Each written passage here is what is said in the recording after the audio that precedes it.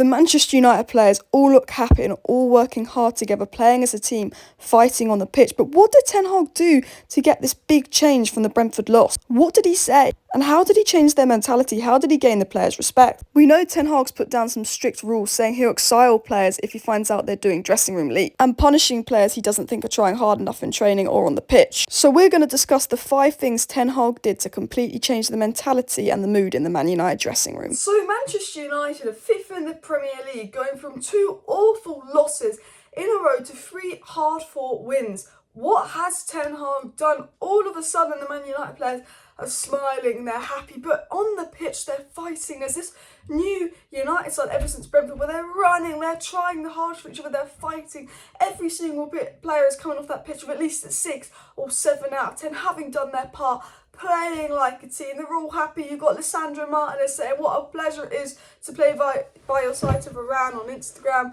You know, what has Ten Hag done? Because we look like a completely new side. And I'm going to talk about the 5 things he's done, but I'm going to talk about the most important thing that he's done that's changed everything, and that is mentality. We know that Ten Hag is very big on mentality, effort and work rate. We know that little things, how Ten Hag wanted to have a window put in his office so everyone could see the amount of hours he worked when he came to Manchester United. We've talked about things in the past where players that formerly worked under Ten Hag said about how he completely changed the dressing room mentality of Ajax and Utrecht, how they were quite flat when he came in, and he turned them into this winning mentality of belief. You know, we've heard that Donny van de Beek and Daley Blind were warning the Man United teammates that things that they would do under Ragnar and Ole would not be allowed under Ten Hag. And Ten Hag came in with this new, strict, work hard attitude, which is exactly what the Manchester United players need. But he's also putting some self-belief in them. They almost believe in themselves again after losing 4-0 to Brentford. They believe in the plan, and it seems that they believe in the manager. So we're going to discuss the 5 things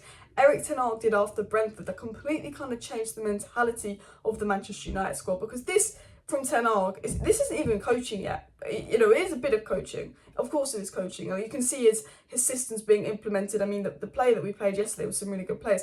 What I'm saying is, the main difference between us and Brentford today is the mentality change. He's got them playing as a team, he's got them fighting. How did he do that? Let's discuss. The first thing Ten Hag did was he wanted to kind of resolve dressing room issues and stuff, and you know, obviously asking all the players what their issues were. And a big issue in the dressing room last season that caused a lot of fights and a lot of leaks is that certain players would always play and other players would feel like they weren't given a chance. Now Ten Hag made it very clear that he was going to be rewarding players on form and form only. He said it doesn't matter who you are, you're in the starting 11 because you deserve to start, not because you're a big name, not because you're captain. He actually said just because Harry Maguire wears the captain's armband, it doesn't guarantee that he will start for United. And what has Ten Hag done after losing 4-0 to Brentford? He's dropped the most 2 prominent figures at United, Maguire and Ronaldo. You know, the dressing room, the so-called dressing room divide, guys, is some kind of Portuguese camp versus some kind of English camp, Ronaldo and Maguire. Now, we don't know if there's still a dressing room divide. This, obviously, last season, I'm sure Ten Hag has fixed it going into this season. But the whole kind of divide in United was sort of Maguire and Ronaldo were the prominent figures in the dressing room. With some people thinking Ronaldo should be captain, some people thinking Maguire should be captain of the club. But Ten Hag's dropped the 2 biggest names, and it sends a message to the rest of the team like, yeah, these guys, just because they might be the biggest attitudes in the dressing room doesn't mean they're starting. You start if you play well. Sending a clear message of, if you play well, if you impress me, I'll start you. A lot of players would come on and press under Ole and press under Ragnar. They wouldn't start. You'd never see them again. And Ten Hag is like, I'm not that guy. I'm not that manager. If you start playing well and performing under me, don't worry. I'll see you again. We'll play again. You know, and that's what I really love about Ten Hag is there's no favouritism. You know, there's no guaranteed starter. You know, Luke Shaw plays 2 games and then he just drops in that young Malacia versus Liverpool. You know, everyone that's been poor is getting dropped. You know, we've won 3 games in a row. He's not changing the lineup. I am sure he's going to change versus Arsenal, but it's like if you're poor, you know, you are getting dropped as well. If we lose, you know, you might want to start the next game, giving people more reason to want to win. The second thing Ten Hag did, and I talked about this in the video before, was when we lost to Brentford, he was very strict on the United players. Ten Hag is a very strict coach because he wants, you know, to make sure his team follow his lead and they follow what he wants. He wants them to work hard. And one thing that Ten Hag doesn't like is when he feels like his players haven't tried, when he feels like they're not giving it his all. That's when Ten Hag goes in. That's when Ten Hag gets angry. And his whole mentality is winning, working hard. And when we lost to Brentford, remember that Ten Hag, in a 2-hour showdown, gave every player the opportunity to say whatever they wanted to say about the state of the club. And Ten Hag invited everyone to have their say at the training ground last week after the Brentford loss to try and get to the bottom of why they had performed so poorly in the 2 opening games. The United boss then told his players it's his way or the highway in this no-nonsense address to the squad. And Erik Ten Hag told the players that he had the full backing of the United board to do everything his way. And if anyone did not like it or did not want to play for him, they were invited to tell him there and then, and they were free to leave the club. So Ten Hag came out after the Brentford loss, addressed the dressing room, said, what is your problem? Why are we performing so badly? Let everyone have a chance to say what they want. Just let everyone have a chance to say what they want. And then he reminded them, you're not going to throw him under the bus like you threw under the bus the last managers. The board has full backing. It's his way or the highway. If you don't want to go, if you don't want to play for him, tell me now. You can go. You can leave. And it doesn't be it. You know what? You can leave. I don't want people here that don't want to be here. I want people here that are going to follow me. And he said, look, remember, I'm the leader. This is my squad. You listen to me or you're out. You respect me or you're out. He said that to the players. Sort of gaining his authority as the leader. And I feel like it's kind of worked that tough approach to them, calling a meeting after a loss. Rangnick just gave them a day off and said, fuck off on holiday, I can't deal with this.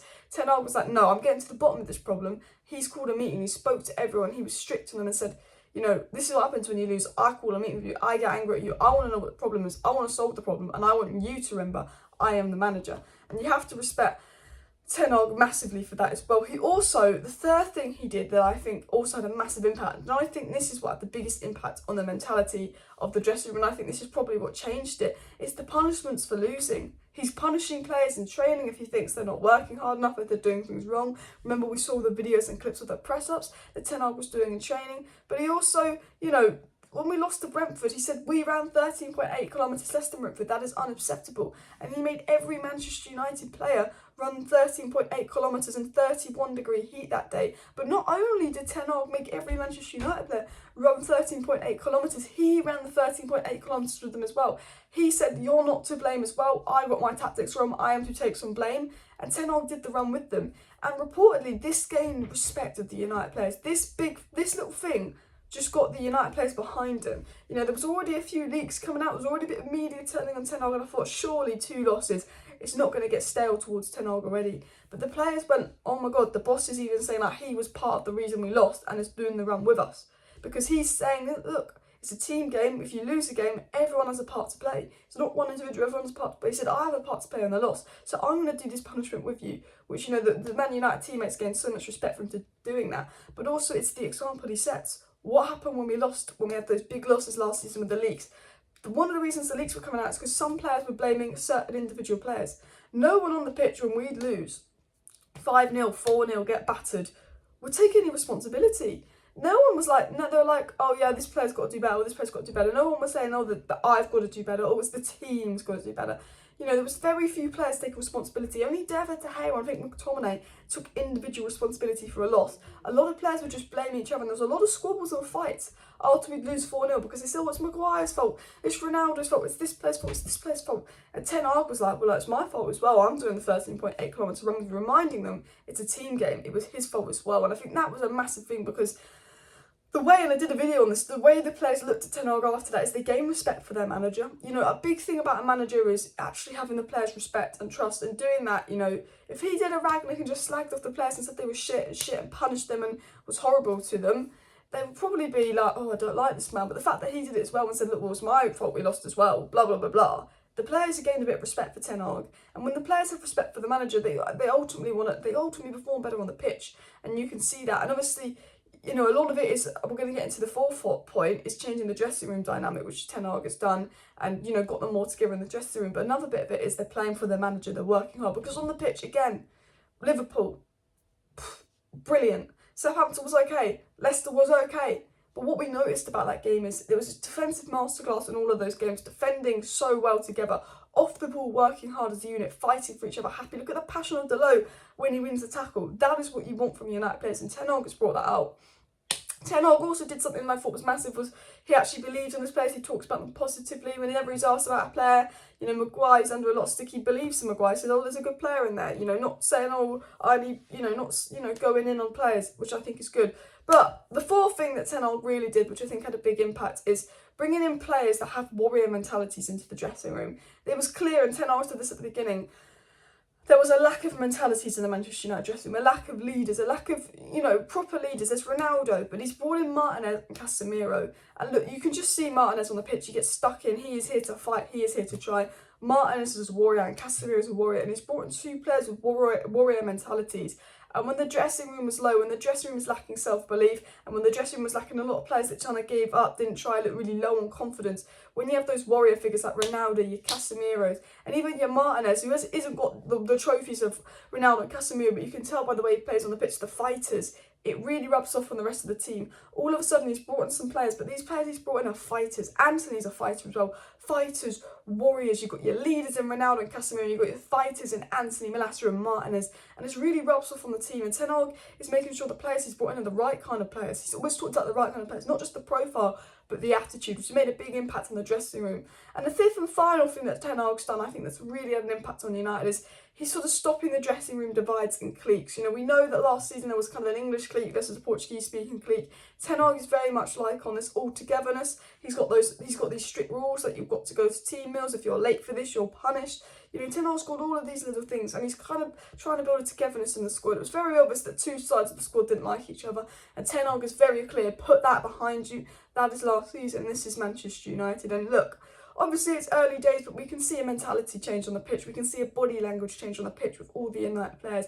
And this is all the stuff that Ten Hag's done since Brentford, which I think has had a massive impact on that. Let me know your thoughts down below. Smash a like, smash the subscribe. I'll probably be back live tonight with the truth behind Frankie de Jong and a little bit of news. So see you later.